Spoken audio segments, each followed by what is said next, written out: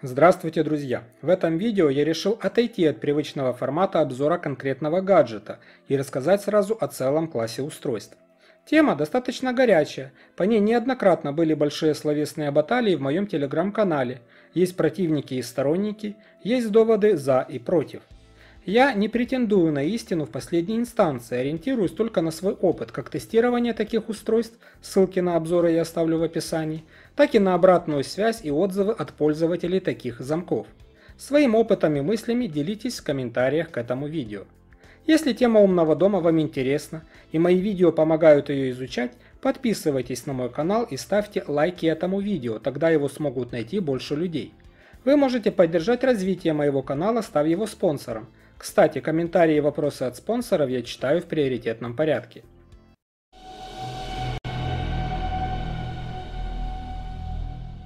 Сразу хочу уточнить, что в этом видео речь будет идти именно о полнофункциональных замках, самостоятельных автономных устройствах. Так как существуют еще различные накладки, которые поворачивают ключ, личинки для ключей с чипами и тому подобное. Но это обвес и модернизация обычных замков, функциональность там намного меньше. Конструктивно умные замки состоят из трех частей. Внешняя дверная накладка – это то, что находится снаружи дверей. К ней предъявляются самые высокие требования по уровню защищенности. С точки зрения воздействия окружающей среды, кстати, далеко не все устройства можно использовать на улице, так и с точки зрения вандалоустойчивости. На ней находятся интерфейсы для его разблокировки, их количество зависит от модели замка, панель ввода пин-кода, считыватель бесконтактных карт, сканер отпечатков пальцев и так далее. Механический ключ, которым открываются обычные замки, в умных рассматривается как аварийный способ открытия двери. В некоторых случаях сердцевина для ключа находится в привычном месте, это слайд от моего обзора замка Aqara N100. А может быть скрыт, например, заглушка, либо находиться на нижней боковой части внешней накладки. Ключ позволяет открыть замок даже при отсутствии питания. Кстати, тут часто находится и порт для аварийного питания, например, подключения Powerbank. Некоторые модели имеют сенсор в виде кнопки, который находится на внутренней стороне и в нормальном состоянии нажат. В случае, если накладка будет снята, срабатывает сигнализация. В середине двери находится, собственно, сам замок. Часто именно в этой части находится и двигатель, который управляет задвижками замка. Тут обычно есть защелка, которая не мешает открывать замок изнутри, но не даст сделать этого снаружи. То есть захлопнутая дверь уже будет закрыта, и просто потянув за ручку, открыть ее не получится. Но, конечно, на защелку сильно надеяться не стоит, поэтому в замках имеются и более серьезные средства блокировки в виде задвижек. Их количество также варьируется от модели, может быть и 2, и 3, и 4.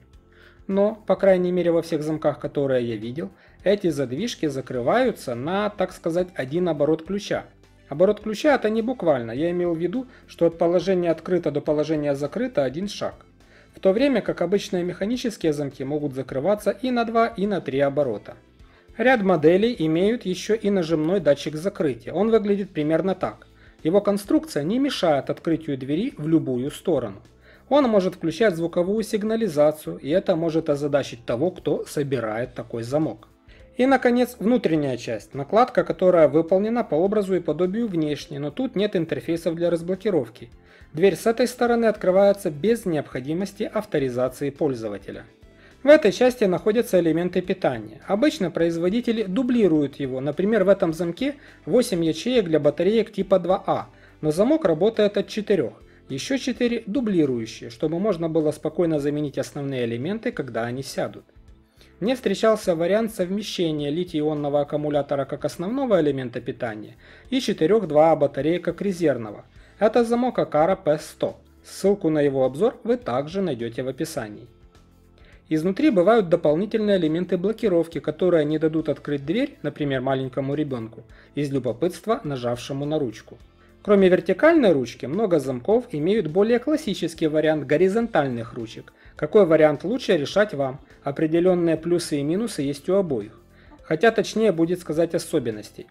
Горизонтально, конечно, привычная, но ее положение зависит от того, в какую сторону открывается дверь. Искать правосторонние или левосторонние замки обычно необходимости нет, так как ручки замка за пару минут при необходимости перекидываются на другую сторону. Это намного логичнее, чем выпускать две версии одной модели замка. Кроме этого, не стоит забывать про положение защелки, которая тоже легко меняется. Для этого надо снять боковую крышку от внутренней части замка и повернуть защелку. Иначе она будет блокировать открытие изнутри и открываться снаружи. Это актуально и для замков с вертикальной ручкой.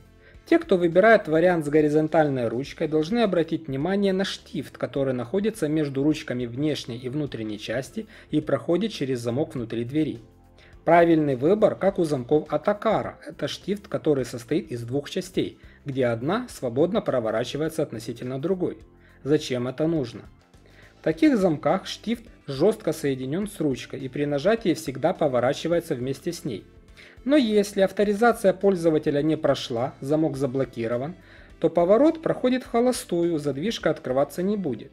Можно только ее закрыть, подняв ручку вверх. Поэтому тут строго нужно соблюдать, какой стороной вставлять этот штифт. С внутренней стороны он должен открывать замок всегда, а с внешней проворачиваться в заблокированном состоянии. Кстати, еще стоит учитывать толщину дверей. К некоторым моделям замков можно указать при заказе нужный набор креплений с штифтом. К некоторым в комплекте идет несколько вариантов, встречаются и отдельные наборы креплений. Вернемся к работе замка. Если авторизация прошла успешно, тогда со стороны замка срабатывает двигатель, который и фиксирует сцепление штифта с механизмом замка, и тогда при нажатии ручки задвижки сдвигаются. Что будет, если штифт будет цельный? Пример такого замка – Alphawise E202, ссылка на обзор в описании. В этом случае поворот штифта с любой стороны всегда открывает замок, а сцепка происходит на уровне ручки.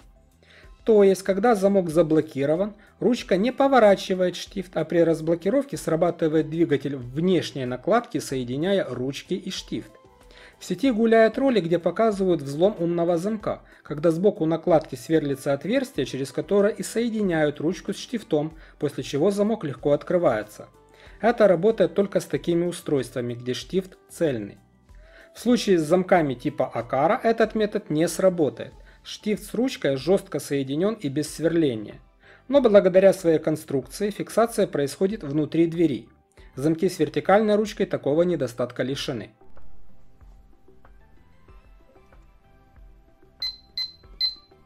Главная задача умных замков – это удобство. Ключи забыть нельзя, так как они не нужны для его открытия. Начнем с открытия по пин-коду. Это цифровой пароль, он может быть и общий, и свой для каждого. Большинство современных замков позволяют добавлять лишние символы перед и после настоящего пароля. То есть вы рандомно нажимаете несколько цифр, потом вводите код и затем еще несколько рандомных цифр. Если кто-то следит за вами, запомнить пароль будет намного сложнее.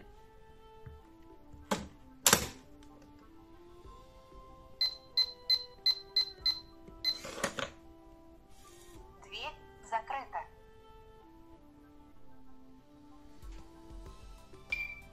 Верификация прошла успешно.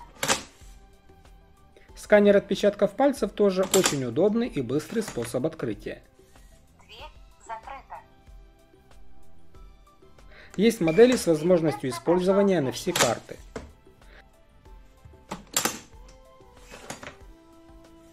Дверь закрыта. Многие модели позволяют открывать их программно, из своего приложения, либо из системы типа Apple HomeKit.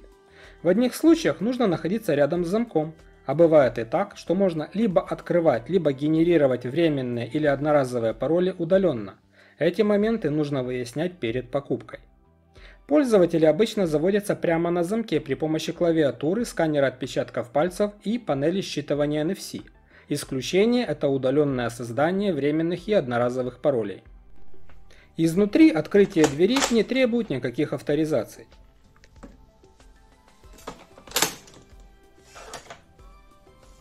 Дверь закрыта. И самая страшная пугалка. Что будет, если все-таки сели батарейки?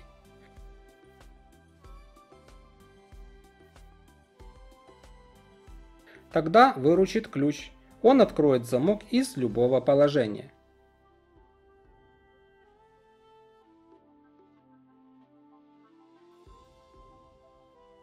Также можно использовать Powerbank, запитав замок снаружи.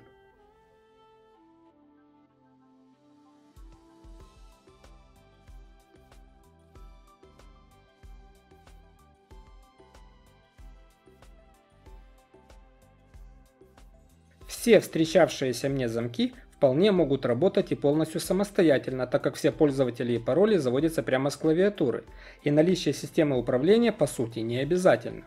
Подключение к такой системе позволяет контролировать статус замка. Тут хочу уточнить один момент. Не все замки могут быть открыты удаленно, чаще для этого нужно находиться в непосредственной близости от него. Обычно замки используют какие-то энергосберегающие интерфейсы вроде Bluetooth или ZigBee, чтобы дольше работать от одного заряда. Но бывают модели и с Wi-Fi, например для того, чтобы можно было подключаться к встроенной камере, как у Aqara P100. Но если вам не нужна модель с камерой, выбирайте что-то более энергоэффективнее, чем Wi-Fi. Система умного дома позволит использовать замок в каких-то сценариях, типа блокировки по времени или наоборот, при закрытии замка с внешней стороны отключать светильники, работающие телевизоры или забытые утюги. Кроме этого, при открытии замка можно активировать получение уведомлений, кто открыл чем, когда, и при наличии камеры получать фото. Итак, что из этого всего следует, покупать или не покупать умный замок? Первое, что нужно сразу понять, это устройство, предназначенное в первую очередь для удобства. Распространенное мнение, что это безопасность и защита от воров, на мой взгляд, ошибочное. От воров поможет постановка на пульт охраны, а от причиненного ими ущерба страхование имущества. Логика подсказывает, что возможность открытия механическим ключом также подразумевает возможность и взлома через этот самый ключ. Хотя некоторые предлагают использовать экстремальные способы, типа изъятия сердцевины для замка. Еще один аргумент против такого устройства – бросается в глаза, украдут, сломают и так далее. Тут соглашусь, если обстановка у ваших дверей такая, что соседи с зависти сломают или испортят ваш гаджет и тому подобное, то, конечно, смысла в нем нет. Если у вас нормальный дом с адекватными соседями, видеонаблюдением и службой консьержей, то, конечно, и умный замок не будет казаться чем-то инородным. Про достоинство устройства я уже сказал. Это возможность открыть без ключа, в том числе для некоторых моделей удаленно. Мне известны случаи, когда люди сдают квартиры в других городах, просто передавая постояльцам временные пароли доступа. Кроме этого, это получение уведомлений о том, кто когда пришел и ушел, возможность создания автоматизации, реагирующих на приход и уход из дома. Надеюсь, что информация, которой я с вами поделился, поможет определиться вам с выбором как принципиальным, так и в плане модели, если вы все же решили обзавестись таким гаджетом. На этом все. Если видео вам понравилось, ставьте лайки и подписывайтесь на мой канал, если вы этого не сделали раньше. Вы можете поддержать то, что я делаю материально. Для этого можно стать спонсором канала или оформить подписку на сервисе Patreon. Также я веду и телеграм-канал, буду рад, если вы присоединитесь к нему. В описании под видео вы найдете полезные ссылки на все устройства, показанные в обзоре, на полезные ресурсы, а также на те видео, которые либо упоминаются, либо пересекаются с темой этого. До новых встреч, всем мира!